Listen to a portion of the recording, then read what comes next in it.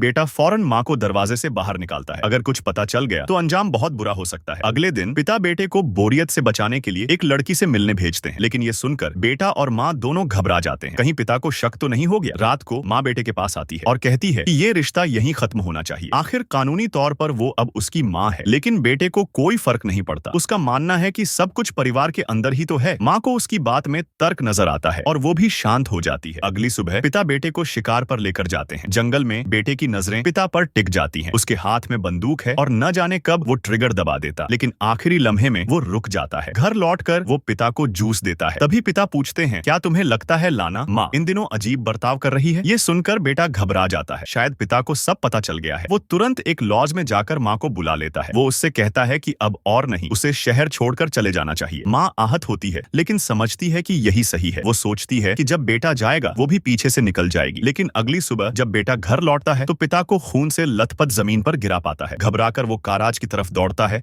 जहाँ से कोई आवाज आ रही थी। जैसे ही वो अंदर पहुंचता है एक काली परछाई बाहर भागती है और फिर गोलियों की आवाज। बेटा दरवाजा खोलकर उस पर कूद पड़ता है, लेकिन जब चेहरा साफ दिखता है वो तो उसकी सौतेली माँ थी। गुस्से में आकर बेटा उसका गला दबाने लगता है, ये मानकर कि उसने ही उसके पिता को मारा है। लेकिन माँ बताती है कि उसने पति को पहले से मरा पाया था और डर से बंदूक उठाई थी। अगली सुबह वकील आता है और बताता है कि पिता ने अपनी सारी संपत्ति बेटे के नाम कर दी है, लेकिन वसीयत में पत्नी को बिल्कुल भी शामिल नहीं किया। बेटा सब कुछ पा गया, लेकिन पिता को खोकर वो टूट गया। वो तस्वीरें जलाने लगता है। तभी उसे फायरप्लेस में कुछ अजीब दिखता है। वो वही हथियार होता है जिससे पिता की हत्या हुई थी। और तभी एक महिला काले कपड़ों में उसके पीछे आ खड़ी होती है। Call me Stacy baby. पता चलता है कि ये उसकी गर्लफ्रेंड थी। असल में बेटे ने ही अपनी गर्लफ्रेंड के साथ मिलकर पिता को मारा था ताकि वो विरासत हासिल कर सके। और सौतेली माँ उसे भी उस रात बेहोश करके खाई में फेंक दिया गया था। पिता की अंतिम यात्रा में वो आंसुओं में डूबा नजर आता है, लेकिन जैसे ही सब चले जाते हैं वो गर्लफ्रेंड के साथ शानदार जिंदगी की ओर बढ़ जाता है। यहीं पर यह कहानी खत्म होती है।